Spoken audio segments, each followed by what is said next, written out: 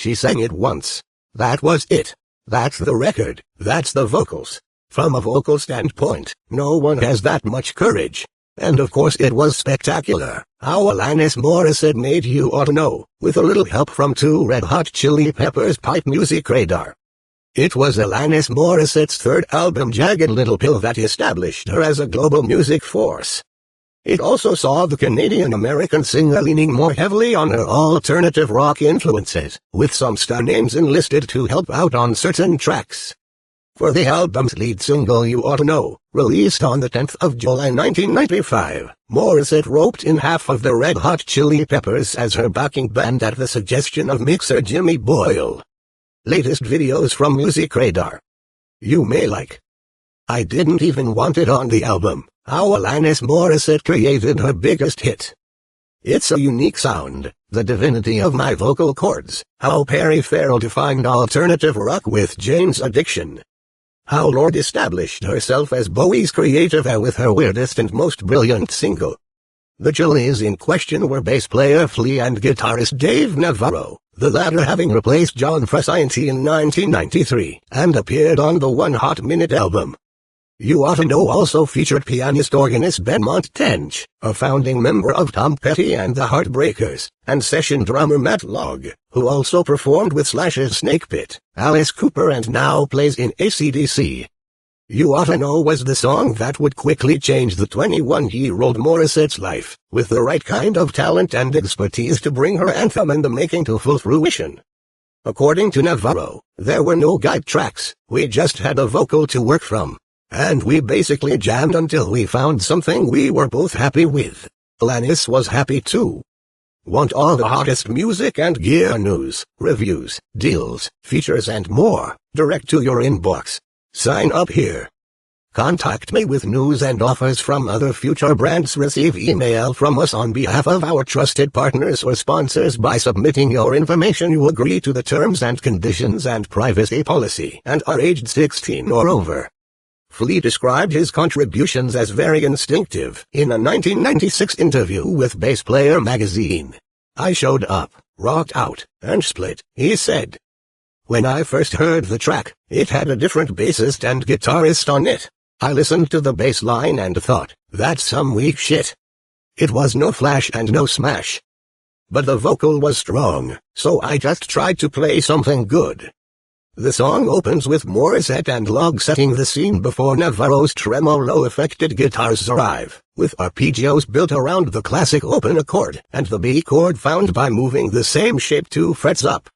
During the chorus, the tremolo is disengaged and a more overdriven tone is dialed in as Navarro aggressively strums through the F#/E/A/B chord progression.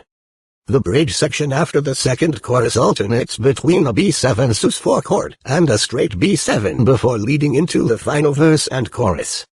Morissette and her producer Glenn Ballard wrote the music and lyrics in October 1994. They'd been introduced in March of that year and hit it off instantly, with no shortage of creative sparks flying around to form the backbone of the album that went on to change her life.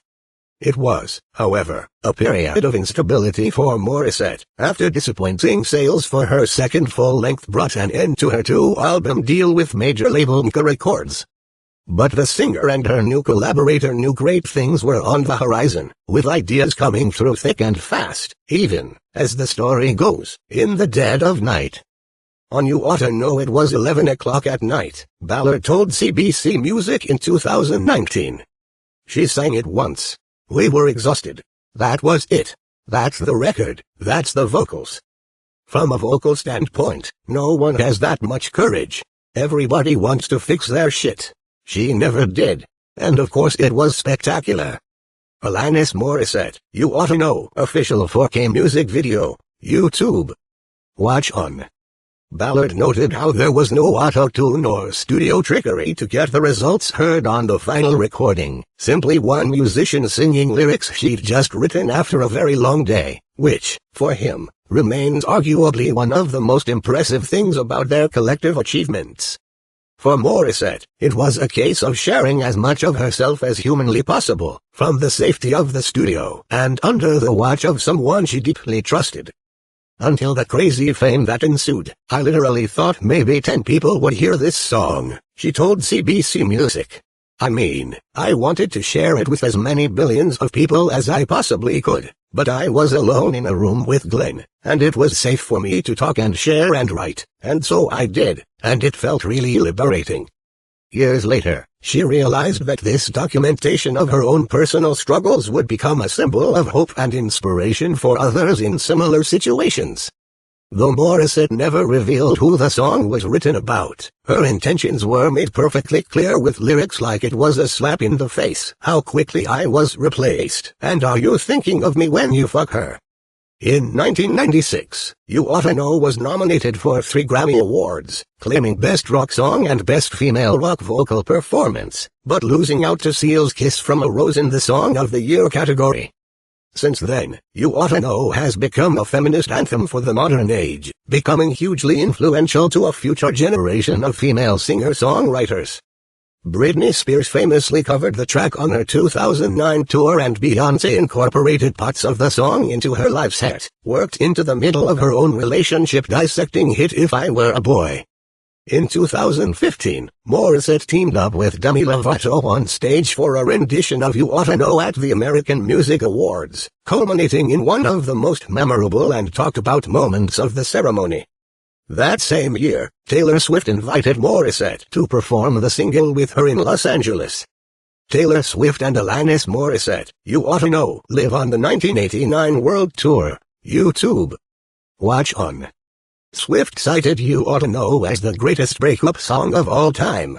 And that was just a taste of the praise that she was about to offer, confessing how Morissette had inspired a generation of confessional female singer-songwriters who all of a sudden felt like you could actually say these raw feelings that you had.